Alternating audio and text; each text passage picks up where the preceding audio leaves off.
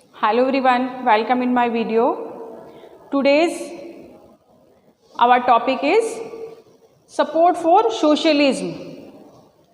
तो हम क्लास 9 का हिस्ट्री पढ़ रहे हैं बच्चों, और हिस्ट्री का चैप्टर नंबर 2 हम पढ़ रहे हैं, जिसका टाइटल है socialism in Europe and Russian revolution. तो what is socialism and how the idea of socialism spread in all over the world or all over the Europe or who support this idea. ये सब चीज़ें हम लोग समझ चुके हैं, ये सब चीज़ें हम पढ़ चुके हैं कि सोशलिज्म क्या है, क्यों लोग इसकी तरफ अट्रैक्ट हो रहे थे.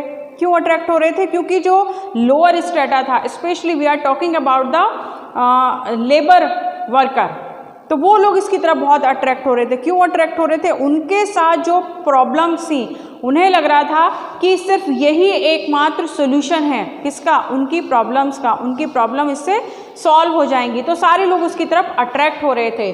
तो सोशलिज्म में जैसे हमने कार्ल मार्क्स को पढ़ा था, रॉबर्ट ऑन को पढ़ा था कि उन्होंने अपने आइडियाज़ दिए थे.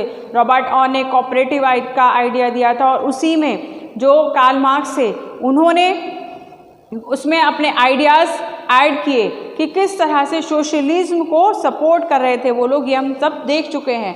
तो support for socialism 1817 socialism idea spread throughout out the Europe. 1817 तक, 1870 तक जो सोशलिज्म का आइडिया था वो पूरे यूरोप में स्प्रेड हो चुका था. मोस्टली लोग उस आइडिया के बारे में जान चुके थे और उसके साथ वो जुड़ने लगे थे. जुड़ने क्यों लगे थे? वही कि उन्हें लग रहा था कि वहीं से उनकी जो प्रॉब्लम है उसका सोल्यूशन आएगा. और अपनी छोटी छोटी सी ऑर्गेनाइजेशन बनाने लगे. जो सोशलिस्ट थे उनके साथ लोग मिलकर छोटे छोटे ग्रुप फॉर्म करने लगे, छोटी छोटी ऑर्गेनाइजेशन बनाने लगे. वो जो छोटे छोटे ऑर्गेनाइजेशन थे, उन्होंने एक बड़ा ग्रुप बनाया, एक बड़ी ऑर्गेनाइजेशन बनाया, जिसको कहा गया क्या? International body. और उस इंटरनेशनल बॉडी का क्या नाम था? Second international. उसको जो सारे जो एसोसिएशन थे, जो सारे छोटे छोटे ग्रुप थे, उन्होंने मिलकर एक बड़े एसोसिएशन को फॉर्म किया, एक बड़ी इंटरनेशनल बॉडी को फॉर्म किया, जिसको कहा गया सेकंड इंटरनेशनल. अब सेकंड इंटरनेशनल इसको क्यों कहा गया बच्चे? क्योंकि जो फर्स्ट इंटरनेशनल थी वो क्या थी? वो थी कैपिटलिस्ट.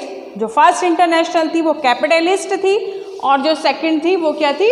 सोशलिज्म. तो association of worker were being formed everywhere in the world में हर जगह इस तरह की एसोसिएशन को बनाया जाने लगा, एसोसिएशन को फॉर्म किया जाने लगा.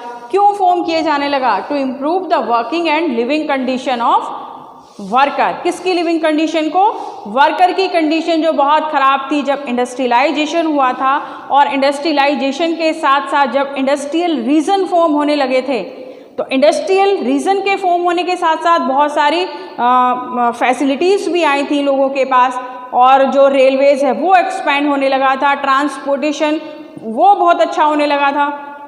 लेकिन जो लोअर स्ट्रेटा था, जो वर्किंग पीपल थे, उनकी कंडीशन ख़राब होने लगी थी. उनके साथ बहुत सारी प्रॉब्लम्स होने लगी थी. वो प्रॉब्लम्स क्या थी जो वो फेस कर रहे थे? कि जो उनके वर्किंग आवर थे वो बहुत ज़्यादा थे, मतलब बहुत ज़्यादा लंबे थे. वो 16 घंटे 18 घंटे काम कर रहे थे, और उसके साथ साथ जो उनको वेजेस मिल रहा था वो बहुत कम मिल रहा था. तो मतलब जो प्रोडक्टिव पीपल थे, जो लेबर है वही तो प्रोडक्ट कर रहे हैं वहाँ पर, कि जो फैक्ट्री का ओनर है उसने तो उसमें एक बार कैपिटल लगा दिया, उसने तो उसको इंडस्ट्री को बनाकर खड़ा कर दिया. अब वहाँ पर वर्क कौन कर रहा है बच्चे?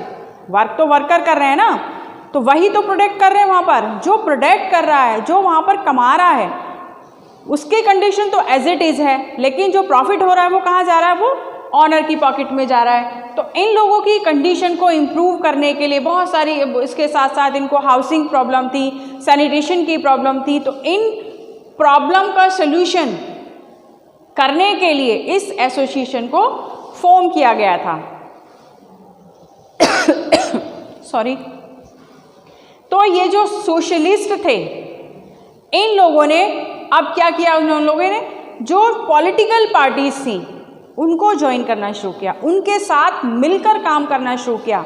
अब ये क्वेश्चन आपके मन में आ रहा होगा कि इन लोगों ने पॉलिटिकल पार्टीज के साथ जुड़कर काम करना क्यों शुरू किया। इन्होंने तो अपना एक ऑर्गेनाइजेशन फॉर्म कर लिया था, उसी में वर्क करते, उसी के साथ बहुत सारे लोग इनके साथ जुड़ते जा रहे थे। फिर उन्होंने पॉलिटिकल पार्टी को क्यों ज्वाइन किया? तो पॉलिटिकल पार्टीज को जो ज्वाइन करने का इनका मोटिव था वो क्या था?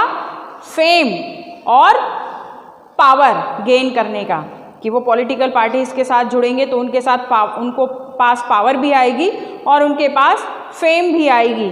तो इन लोगों का जो मेन एजेंडा था या मेन मोटिव था वो क्या था कि जो वर्कर हैं उनकी कंडीशन को इम्प्रूव करना। उनकी कंडीशन इम्प्रूव कैसे होगी? जब सोशलिज्म आएगा, जब सोसाइटी में इक्वलिटी आएगी, तब उनकी कंडीशन इम्प्रूव होगी। तो इन लोगों ने जर्मनी में एक political party, social democratic party जिसको SPD कहा गया, उसके साथ मिलकर काम करना शुरू किया। काम करना मतलब सोशलिज्म का जो आइडिया था उसको स्प्रेड करना शुरू किया। वहीं पर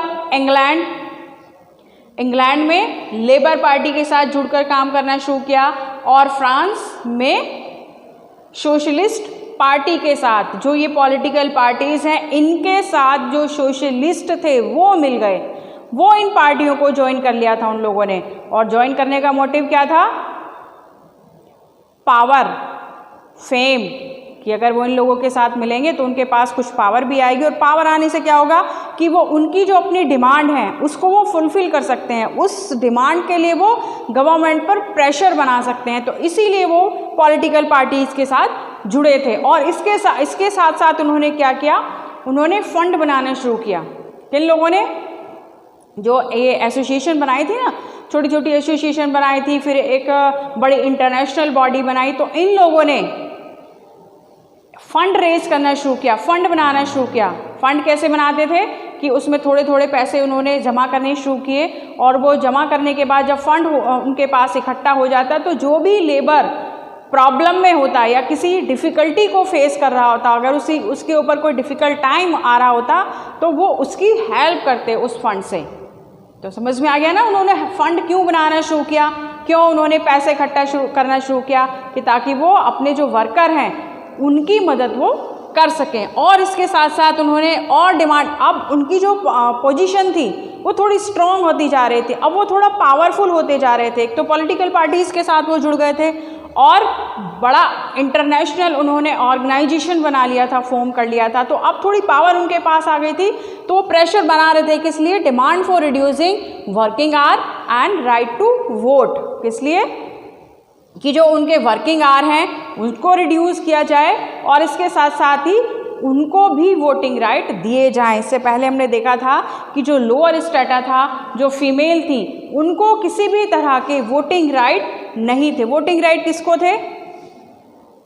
जो मनी लेंडर थे, जो प्रॉस्पेरियस स्टेटा था, सिर्फ उनके पास वोटिंग राइट्स थे।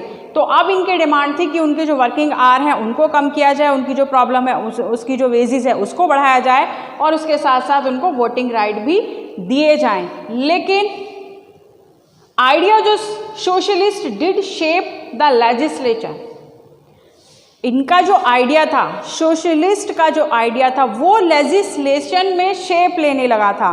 क्यों लेने लगा था? गवर्नमेंट तो इनकी नहीं थी। अगर गवर्नमेंट इनकी नहीं है, किसकी नहीं है? सोशलिस्ट की नहीं है, तो क्या ये लॉज बना सकते हैं? नहीं बना सकते। जब गवर्नमेंट इनकी नहीं है तो ये लॉज कैसे बना देंगे? लॉज तो वो बनाएंगे ना जिसकी गवर्नमेंट है। गवर्नमेंट किसकी थी? जो मेजोरिटी पार्टी थी, जो कंजर्वेटिव थे, लिबरल थे, रेडिकल्स थे, उनकी गवर्नमेंट थी, मुनार्की थी। तो इन लोगों ने प्रेशर कैसे बनाया कि 1000 सीट्स हैं टोटल, तो उसमें से अगर 700 रूलिंग गवर्नमेंट के पास आ गई हैं तो मेजोरिटी तो इनकी हो गई, तो मेजोरिटी में तो यही आ गए। लेकिन इसके अलावा जो 300 बची वो किसके पास है? वो तो सोशलिस्ट के पास है ना। तो कुछ पावर तो इनके पास भी है, तो किस में? अपोजिशन पार्टी में आ गए। तो ये इनके ऊपर प्रेशर बना सकते हैं। क्यों प्रेशर बना सकते हैं? क्योंकि कुछ पावर तो इनके पास भी है, सोशलिस्ट के पास भी कुछ पावर है, तो इनके ऊपर ये अपना प्रेशर बना सकते हैं और अपनी जो डिमांड्स हैं उसको मनवा सकते हैं। But they never succeed in forming government in Europe till 1914। लेकिन इतना सब करने के बाद भी 1914 तक सोशलिस्ट अपनी गवर्नमेंट यूरोप में फॉर्म नहीं कर पाए, नहीं बना पाए। गवर्नमेंट किसकी थी? Conservative, liberal and radicals continue to form the government. Government continues किसकी बनती रही?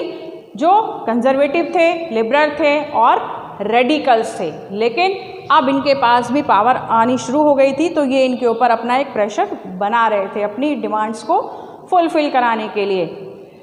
तो ये जो चैप्टर का एक पार्ट है, चैप्टर का नाम क्या था? Socialism in Europe and Russian revolution.